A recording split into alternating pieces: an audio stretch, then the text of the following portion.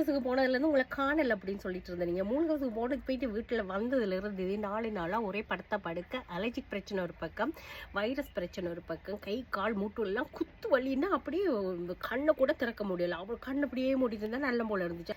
Weather change ஆக நம்மளுக்கு இங்கே உடல் உபாதைகள் வந்து கொண்டே இருக்கும். ஒரு நாளைக்கு ஒரு மாதிரி இருக்கு. இப்போ கூட இந்த மூக்கு பிடிச்சி மூக்குலெல்லாம் காயும். இந்த மூக்குத்தியெல்லாம் கழட்டி வச்சிருந்து நேற்று தான் நான் அந்த மூக்குத்தியை போட்டேன். நீங்கள் பாருங்க, சொரிஞ்சு ஏழா மக்களே என்ன தான் பண்ணனே தெரியாது. எந்த ஒரு டேப்லெட்டாக இருந்தாலும் க்ரீமாக இருந்தாலும் போட்டு 2 நாளைக்கு சரியாகுது. அதுக்கப்புறம் அந்த மருந்து எல்லாமே இந்த உடம்போட அப்படி அப்சர்ப் ஆகிடுது. என்ன அப்படின்னு சொன்னால் இந்த லங்ஸில் வந்து இந்த போலன் வந்து அப்படி அதில் எல்லாமே இருந்த பாருங்க, பேசிட்டு இருக்கிறப்பவே கண்ணெல்லாம் கலங்கி வருது.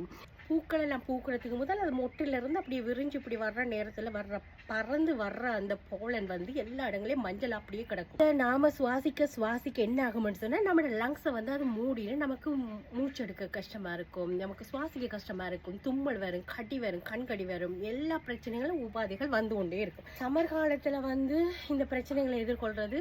ஆனா இப்ப நீங்க யோசிக்கலாம், மழை வந்துச்சு தானே, இவங்க என்ன போலனை பத்தி பேசுறாங்க அப்படின்னு சொல்லி. போலன் இருக்கு, மழை வந்தாலும் அடிச்சுட்டு கழுவிட்டு போனாலும் வீட்டுக்குள்ள இருக்கிறதும் அந்த இருக்கிற வீட்டுக்குள்ளேயும் நம்ம வந்து கிளீன் பண்ணி கொண்டே இருக்கணும். டாக்டர் எனக்கு என்ன சொன்னார் அப்படின்னு சொன்னா, ஒவ்வொரு நாளும் பெட்ஷீட் பிலோ கவர் மாத்தணும், டவல் மாத்தணும், ஒவ்வொரு நாளும் நீ நைட்டுக்கு முழுகிட்டு தான் படுக்கணும் அப்படின்னு. ஏன்னா வீட்டுக்குள்ளேயும் போலன் இருக்கு. இந்த உபாதைகளுக்குள்ள இருந்து வெளியாகி வர்றதுக்கு எனக்கு கொஞ்சம் நாள் எடுத்துட்டு. அப்ப நான் வீட்டுல இருக்கிறேன்னா எனக்கு இப்படின்னு சொன்னா, வேலைக்கு போறவங்க ஸ்கூலுக்கு போறவங்களோட நிலைமையை பாருங்க எப்படி இருக்கும் அப்படின்னு. ஆனா இப்ப நான் நல்லா இருக்கிறனால எனக்கு கொஞ்சம் பேசுறதுக்கு வந்துச்சு. ஸோ எனிவே பாப்போம்.